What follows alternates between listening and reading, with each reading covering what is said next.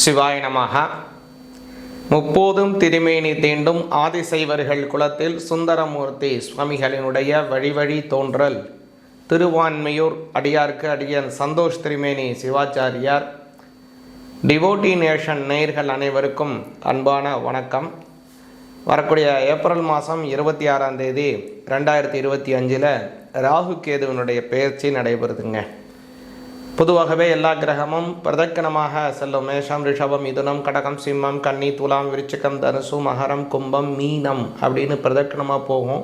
ஆனால் ராகு கேது மட்டும் பார்த்திங்கன்னா எப்போதுமே அபசவ்யம், அதாவது அப்பிரதக்கணமாக செல்லும். மீனராசி, கும்பராசி, மகர ராசி, தனுசு ராசி, விருச்சிக ராசி, துலா ராசி, கன்னி ராசி, சிம்ம ராசி, கடகராசி, மிதுன ராசி, ரிஷபராசி, மேஷம் அப்படின்னு பின்னோக்கியே சொல்லி கொண்டு இருக்கும். ராகு பகவானை பார்த்தீங்கன்னா மீன ராசியிலிருந்து கும்ப ராசிக்கு வராரு. அதே போல் கேது பகவானை பார்த்தீங்க அப்படின்னா கன்னி ராசியிலிருந்து சிம்ம ராசிக்கு ஏறுறார். இப்போது இந்த மாதிரியான இந்த மாற்றங்கள் ஏற்படுதுங்க. இந்த மாற்றத்தினால உங்களுக்கு எப்படியான பலன்கள் வருதுங்கிறத கவனிப்போம். பொதுவாகவே இந்த ராகு கேதுங்கிறது ரொம்ப ரொம்ப முக்கியமான கிரகம்.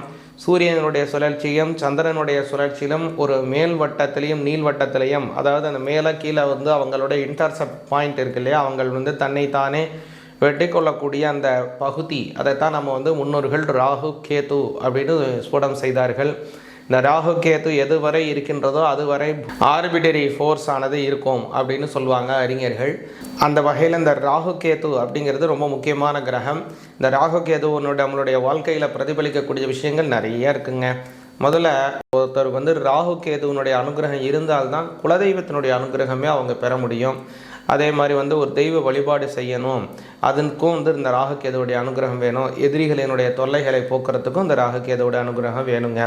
அதே போல் நம்ம முன்னோர்களுக்கு நம்ம செய்யக்கூடிய கர்மாக்கள், அவங்க அதனால் ஏற்படக்கூடிய திருப்திகள், அதுவுமே ராகு கேதுவினுடைய அனுகிரகமானது வேணும். அதனால் ராகு கேது ஒருவருடைய ஜாதகத்தில் சரியாக இல்லை அப்படின்னா அவங்களுக்கு அந்த குலதெய்வத்தினுடைய அனுகிரகம் சரியாக கிடைக்காது. இந்த ராகு கேது சரியாக ஒன்று இடத்துல இல்லை பார்த்திங்கன்னா ஒரு சில பேருக்கு எந்த குலதெய்வத்தை அப்படின்னே தெரியாமலே இருந்துக்கிட்டு இருப்பாங்க. அப்படி இல்லைன்னா வேறு ஏதோ ஒரு தெய்வத்தையே அவங்க ஸ்வீகரிச்சுட்டு பெருமாள் தாங்க எங்கள் குலதெய்வம், இந்த சாமி தான் எங்கள் குலதெய்வம் அப்படின்னு சொல்லி அவங்க கும்பிட்டுட்டு இருப்பாங்க. அதுமாரி இந்த ராகு கேது ரொம்ப முக்கியமான கிரகம். அது மட்டும் இல்லை, பித்ரு தோஷங்கள் இருக்குது, அதெல்லாம் நிவர்த்தி செய்துக்கணும் அப்படின்னாலும் ராகு கேதுடைய அனுகிரகம் வேணும். கர்மவில்லை தோஷத்தை நிவர்த்தி செய்யக்கூடியது. ஒரு மனுஷனுக்கு இந்த பிறவி பயனை முடித்து கொண்டு இறைவனுடைய அந்த கமலார விந்தத்தை அடைகிறாங்க இல்லைங்களா, அதுக்கு மோட்ச சாம்ராஜ்யம் பேர். திருவள்ளுவர் சொல்கிற மாதிரி பிறவி பெருங்கடல் நீந்துவார் நீந்தாதார் இறைவன் அடி சேராதார் அப்படின்னு சொல்லுவார். அது மாதிரி நம்ம அந்த இறைவனுடைய கமலார விந்தத்தை பரிபூர்ணமாக அடைய வேண்டும் அப்படின்னா அதற்கு இந்த ராகு கேதுவினுடைய அனுகிரகம் வேணும். குறிப்பாக பார்த்தீங்கன்னா ஒருத்தருக்கு ஜாதகத்தில் 12 கேது இருந்தாலே அவங்க என்ன சொல்லுவாங்க ஜாதகர் அப்படின்னா, இது மோட்ச ஜாதகம் அப்படின்னு சொல்லுவாங்க. எதனால் அப்படி சொல்கிறாங்கன்னா, இந்த ராகு கேது தான் முக்கியமான சிக்னிஃபிகண்ட். ஒரு மனிதனுக்கு மோட்சம் கிடைக்குதா, அந்த மனிதனுக்கு ஒரு மோட்ச சாம்ராஜ்யமான ஒரு பலன் இருக்காங்கிறத சொல்கிறது இருக்குது. அது மட்டும் இல்லை, ஒருத்தவனுக்கு இருக்கக்கூடிய எதிரி தொல்லைகளிலிருந்து நிவர்த்தி செய்யக்கூடியது, கண்திருஷ்டி தோஷத்தை போக்கக்கூடியது, வாழ்க்கையில் நல்ல வளர்ச்சியை தரக்கூடியது, வெளிநாடுகள் போகிறது, கடல் கடந்து போகிறது, அதே மாதிரி வேற்று மொழி பேசக்கூடிய நபர்களால் நமக்கு ஆதாயத்தை ஏற்படுத்துறது, நிறைய லாங்குவேஜ் ஸ்கில் வளர்ந்து கொள்வதற்கு. ஒருத்தவங்களுக்கு ஒரு கோத்திரம் அப்படின்னு சொல்லுவாங்க. இந்த கோத்திரம் அப்படின்னு ஒரு மகரிஷியினுடைய பெயரை சொல்லி இந்த கோத்திரத்தை சார்ந்தவன் ஒரு சில பேர் சொல்லுவாங்க இல்லைங்களா. அவர் அந்த கோத்திர மகரிஷியினுடைய அனுகிரகத்தை தரக்கூடியவர் இந்த ராகு பகவான். அதனால் இவ்வளோ பெரிய நிறைய நல்ல பலனை தரக்கூடியவங்க இந்த ராகுவும் கேதுவும். அதனால் அவங்களுடைய இந்த பயிற்சியானது இருக்குங்க. இதனால் என்னென்ன பலன்கள் யாராக இருக்குது அப்படிங்கிறத விரிவாக பார்ப்போம். மீன ராசி ஆகிய உங்களுக்கு இப்போது ராகு கேதுவினுடைய பெயர்ச்சி நடக்குதுங்க. இது என்ன பலன்கிறத விரிவாக கவனிங்க. பொதுவாகவே மீனராசிக்கு இதுவரை ஜென்மத்திலே தான் உட்கார்ந்து இருந்தார் ராகு பகவான். கொஞ்சம் சரியில்லாத காலம்தான் இதுவரையில். கொஞ்சம் உங்களுக்கு நடந்ததெல்லாம் கொஞ்சம் சரி கிடையாது. ஏழரை சனி வேற ஒரு பக்கம் போயிட்டு இருந்தது. அதுபோக குரு பகவானும் 3ஆம் பாவத்தில் கொஞ்சம் சரியான ஒரு தேவையற்ற அலைச்சல்கள், மாற்றங்கள், தடைகள், காரியத்தில் கொஞ்சம் முடக்கம் எல்லாத்தையும் கொடுத்துட்டார். ஜென்மத்தில் இருந்தக்கூடிய ராகு பகவான் கொஞ்சம் பிரதேச யோகங்களை கூட கொஞ்சம் கொடுத்தாலும் அதில் சுணக்கமும் இருக்குது, காரியத்தில் கொஞ்சம் முடக்கமும் இருக்குது. வெளிநாடெலாம் போகிறதுக்கே இருந்திருக்கு. ஆனால் பொருளாதார வளர்ச்சி ஆனால் பெரிய அளவுக்கு சொல்லிக்கும்படி இல்லை. கேது பகவானும் 7ஆம் பாவத்தில் இருந்தனால வாழ்க்கை துணைவருக்கும் உங்களுக்கும் சில சங்கடங்கள் ஏற்பட்டிருக்கலாம். அதேமாதிரி உடல் ஆரோக்கியத்தில் பிரச்சனை கொடுத்துருக்கலாம். 2 பேர் குடும்பத்தில் வைத்திய செலவுகள் ஏற்பட்டிருக்கலாம். இப்போ உள்ள காலம் கொஞ்சம் மாற்றங்கள் இருக்குது, கொஞ்சம் புதிய மாற்றங்கள் இருக்குது. முக்கியமாக நாளில் இருக்கக்கூடிய குரு பகவான் உங்களோட ராசிநாதன் நாளில் போகிறார். சுகஸ்தானம்னு பேர் 4ஆம் பாவத்துக்கு. அதனால் ராசிநாதன் நாளில் இருக்கிறது நல்லது. குரு நாளில் இருந்தால் எப்படிங்கிறது அடுத்த விஷயம். முதல்ல உங்கள் ராசிநாதன் குரு, உங்கள் ராசிநாதன் நாளில் இருக்கிறது சுகஸ்தானம் வலிமையாகுது. தாய்க்கான ஸ்தானம் 4ஆம் பாவம். ஆரம்ப கல்வியை தரக்கூடியது, வீடை தரக்கூடியது, கிரக பிரவேசம் செய்யக்கூடிய யோகத்தை தரக்கூடியது 4ஆம் பாவம். அதனால் இது எல்லாமே நடக்கும். ரொம்ப நாளாக வாடகை வீட்டில் இருக்கீங்களா, சொந்த வீட்டுக்கு போவீங்க. சொந்த வீட்டுக்கு போகணுன்னு ஆசையாக இருக்குது, சொந்த வீடு இருக்குது, ஆனால் சொந்த வீட்டில் போக முடியல, நான் ஒரு வாடகை வீட்டில் உட்காந்துருக்கேன் அப்படின்னா அங்கேயே கூட ஒரு வீடு வாங்குறதுக்கு ஒரு வாய்ப்பு வரும். ஒரு சில பேருக்கு வெளிநாட்டில் வீடு வாங்குறதுக்கான யோகத்தை கூட உண்டாக்கலாம். அடுத்ததாக கவனிச்சிங்கன்னா இந்த குரு பகவானினுடைய சஞ்சாரம் நல்லா இருக்குது. அதுபோல் உங்களுடைய ஜென்மத்தில் இருந்தார் இல்லைங்களா ராகு பகவான், கொஞ்சம் தேவையற்ற கலக்கங்கள் அதெல்லாம் சொன்ன பாருங்க, அவரும் இப்போ விலகி 12ஆம் பாவத்துக்கு வராரு. 12இல் இருக்கக்கூடிய ராகு வெளிநாடு செல்லக்கூடிய யோகம் இருக்கும். வெளிநாட்டில் இருக்கிறவங்க இன்னும் அபிவிருத்தி ஆவாங்க. நல்ல ஒரு போஸ்டிங், நல்ல ஒரு உயர் போஸ்டிங் கிடைக்கிறதுக்கு வாய்ப்பு இருக்கும். அவங்களுடைய போஸ்டிங்கில் தன்னுடைய கிரேடை உயர்த்தி கொள்ளுவாங்க. எனக்கு இந்த இதில் எவ்வளோ ஒரு நெசசரி இருக்கோ அதை அவங்க முழுமையாக வெளிப்படுத்தி நிர்வாகத்துக்கும் அவங்களுக்கும் ஒரு சுமூக உறவை ஏற்படுத்தி அதில் இன்னும் வளர்ச்சி ஆவாங்க. அடுத்தது முக்கியமான விஷயம் என்ன அப்படின்னா, ஒரு சில விஷயத்தில் இந்த முன்னேற்றத்தில் இருக்கக்கூடிய தாமதத்தை கொடுக்கறதுக்கு வாய்ப்பு இருக்குது சனி பகவான் இருக்கிறதுனால. அதையும் நீங்கள் கவனிச்சுன்னு 12 இருக்கக்கூடிய சனி 7.5 சனி இப்போ போயிட்டு இருக்குங்க உங்களுக்கு. அடுத்ததாக கவனிச்சிங்கன்னா உங்களுடைய மீனராசிக்கு 6ஆம் பாவத்தில் இருக்கக்கூடிய கேது பகவான், இதுதான் கொஞ்சம் ஒரு மனத்தில் ஒரு கலக்கம், ஒரு தேவையற்ற அச்சம் இருக்கிறதுக்கு வாய்ப்பு இருக்குது. அது கொஞ்சம் கொஞ்சமாக தான் மாறுங்க. அது ஏன்னா 6ஆம் பாவம்ங்கிறதே ஒரு மறைவு ஸ்தானம். மறைவு ஸ்தானத்தில் கேது போகும்போது ஒரு மறைமுகமாக ஒரு அச்சம், ஒரு கலக்கம் உங்களுக்கு ஏற்படுத்தும். அதை ஒன்றும் பயப்படாதீங்க, கொஞ்சம் கொஞ்சமாக மாறிடும். அதுக்கு என்ன பண்ணணுங்கிறதையும் நான் சொல்கிறேன். இதில் ஒரு ப்ளஸ் என்னென்னா, உங்களுடைய குரு பகவான் பார்க்குறார். இதெல்லாம் நம்ம சொன்னதெல்லாம் கொஞ்சம் பயமுறுத்துற மாதிரி உங்களுக்கு இருக்கலாம், அதெல்லாம் கொஞ்சம் மைனஸாக சொல்கிறாருன்னு பயப்படாதீங்க.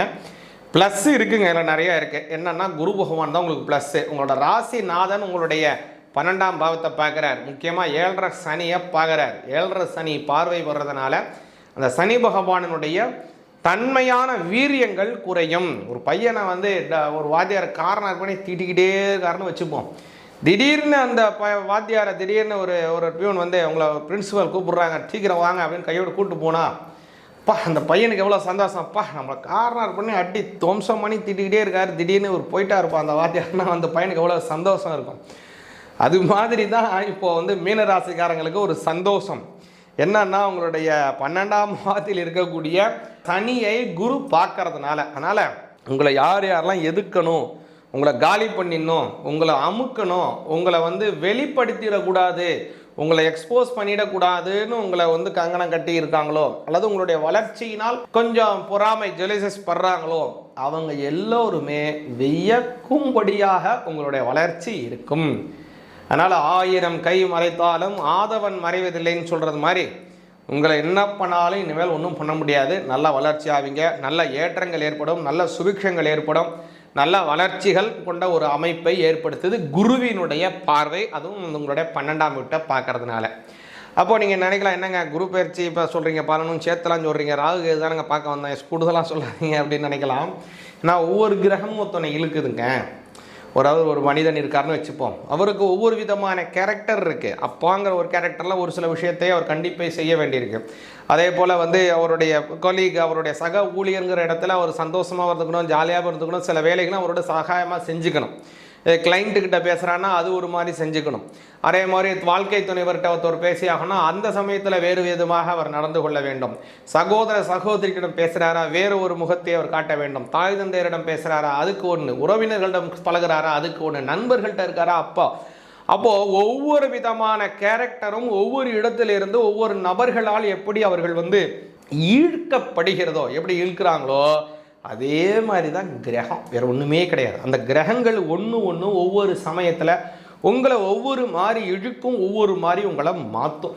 அப்போது எந்த கிரகம் அதிகமாக உங்களை புல் பண்ணுதோ, எது அதிகமாக உங்களை இழுக்குதோ, அப்போது அதிகமாக அதுக்காக நீங்கள் ஒரு உருவகமாக மாறிடுறீங்க. அப்போது இந்த இடத்துல வைட்டல் அதாவது முக்கியமான ஒரு வைட்டல் புல் யார் கொடுக்குறான்னா உங்களுக்கு குரு தான் கொடுக்குறாரு. அதனால் ஒரு பெரிய ரோல் உங்களுக்கு குரு இழுக்கிறதுனால குரு பகவானுடைய பார்வை உங்களுக்கு பல நன்மைகளை மீனராசிக்காரங்களுக்கு தரப்போகுது. முக்கியமாக இந்த சமயத்தில் நீங்கள் சனி பகவானை வழிபாடு பண்ணுங்க. சனி பகவான் அப்படிங்கிறவர் வந்து ரொம்ப மந்த கிரகம் அப்படின்னு பேர், பொறுமையாக போகிறவங்க. அதனால் அங்கஹீனம் கொண்டவர். அதனால் அங்கஹீனம் கொண்ட நபர்களை நீங்கள் பார்க்கும்போது யாச்சகம் செய்யக்கூடிய இடத்துல யாராவது ஒரு அங்கஹீனமானவங்க இருக்காங்களா, அவங்களுக்கு உதவி பண்ணுங்க. அவங்களுக்கு உணவு அருந்துவது ரொம்ப சிறப்பு. அதாவது திருமந்திரத்தில் திருமூலர் சொல்லுவார், யாவர்க்குமாம் இறைவனுக்கு ஒரு பச்சிலை, யாவர்க்குமாம் பசுவிற்கு ஒரு வாயுரை, யாவர்க்குமாம் உண்ணும்போது ஒரு கைப்பிடி, யாவர்க்குமாம் பிறருக்கு ஒரு இன்னுரை தானே அப்படின்னு சொல்லுவார். அதனால் உண்ணும்போது ஒரு கைப்பிடி, நீங்கள் அள்ளி அள்ளி கொடுக்க வேண்டாம். நீங்கள் அல்ல சாப்பாடில் ஒரு கைப்பிடி, நீங்கள் ஒரு சாதாரண ஒரு பிஸ்கட் பாக்கெட்டை வாங்கி கொடுக்கலாம். சாதாரண உங்களால் முடிஞ்ச ஒரு ஏதோ ஒன்று உங்களுக்கு செஞ்சு கொடுக்கலாம். அது மாதிரி ஏதோ உங்களால் முடிஞ்ச ஒரு உதவியை அங்கஹீனம் கொண்டவங்களுக்கு நீங்கள் பண்ணி வாங்க. அது எதுக்காக? சனி பகவானினுடைய அனுகிரகம் கிடைக்கும், உங்களுக்கு ஒரு மன ஆத்ம திருப்தியை தரும். அதனால் இதை செஞ்சு பாருங்க, வாழ்க்கையில் நல்ல முன்னேற்றம் மீனராசிக்காரர்களுக்கு கிடைக்கும். இப்போ நம்ம அந்த ராகு கேது பெயர்ச்சியை பார்க்குறோம். இதில் கூடுதலாக அந்த குருவினுடைய ஸ்புடம் சனியினுடைய ஸ்புடம் பண்ணும்போது நீங்கள் நினைக்கலாம், என்ன சனி பகவானை வந்து இவர் வந்து காலபுருட தத்துவத்தில் கும்பராசியில் இருக்கிறது வச்சு மாதிரியே சொல்கிறாரு, சனி பயிற்சி ஆயிடுச்சுன்னு இப்போ எல்லாம் சொல்கிறாங்களே அப்படின்னா, சனி பயிற்சி கிடையாதுங்க. இந்த வருஷம் வாக்கிய முறைப்படி கவனிச்சிங்கன்னா மார்ச் மாதம் 6ஆம் தேதி 2026 அடுத்த வருஷம்தான் சனி பயிற்சி நடக்குதுங்க. அதனால் சனி பயிற்சி வாக்கிய முறைப்படி அடுத்த வருஷம் தான் நடக்குது. அதனால தான் நம்மளும் எந்த இதுலேயுமே சனி பயிற்சிக்கான பலன்கள் அப்படின்லாம் எதுவுமே சொல்லவே இல்லை. வாக்கிய முறைப்படி தான் இந்த குரு பயிற்சி ஆகட்டும், சனி ராகு கேது பயிற்சி ஆகட்டும், எல்லா விதமான பலன்களையும் நம்ம சொல்லி கொண்டு இருக்கிறோம். அதனால் சனி பயிற்சி இப்போ சனி பகவான் வந்து கும்பராசியிலே தான் இருக்கிறார். அதனால் உங்கள் ராசிக்கு அது எத்தனாம் இடமோ அதை வச்சு தான் நம்ம அதையும் சேர்த்து நம்ம பலன்களை சொல்லிட்டு இருக்கோம். கூடுதலாக வந்து இப்போ அடுத்த வருடம் தான் மாறுறாரு. நாம மட்டும் இதை சொல்கிறோன்னா கிடையாது. திருநள்ளாறு சனி பகவானுக்குன்னு இருக்கக்கூடிய பிரத்யேக க்ஷேத்திரம் திருநள்ளாறு ஆகட்டும், அதே போல் சூரிய பகவானுக்குன்னு இருக்கக்கூடிய சூரியனார் கோயிலாகட்டும், சந்திர பகவானுக்குன்னு இருக்கக்கூடிய திங்களூர் க்ஷேத்திரமாகட்டும், செவ்வாய்க்குன்னு இருக்கக்கூடிய வைத்தீஸ்வரன் கோயிலாகட்டும், புத பகவானுக்குன்னு இருக்கக்கூடிய திருவெண்காடு ஆகட்டும், குரு பகவானுக்குன்னு இருக்கக்கூடிய பிரத்யேக க்ஷேத்திரம் ஆலங்குடி திட்டை திருச்செந்தூர் ஆகட்டும், அதே மாதிரி சுக்கிரனுக்கு இருக்கக்கூடிய கஞ்சனூர் ஆகட்டும், ராகு பகவானுக்குன்னு இருக்கக்கூடிய திரு நாகேஸ்வரம் ஆகட்டும், கேது பகவானுக்குன்னு இருக்கக்கூடிய கீழப்பெரும்பள்ளம், அதே போல திருவண்ணாமலை, பல பல திவ்ய க்ஷேத்திரங்களில் எல்லாவற்றிலுமே ராகு கேதுவினுடைய பயிற்சி ஆகட்டும், சனி பயிற்சி எல்லாமே வாக்கிய முறைப்படி தான் கொண்டாடுறாங்க. வாக்கிய முறைப்படி அனுஷ்டானம் செய்வதே நமக்கும் சாலச் சிறந்தது, நன்மைகளை பயக்கும். அதனால் நாமும் வந்து வாக்கிய முறைப்படி அனுஷ்டானத்தை செய்வோம், நவக்கிரகங்களினுடைய அனுகிரகத்தை பெறுவோம். சிவாய நமஹ.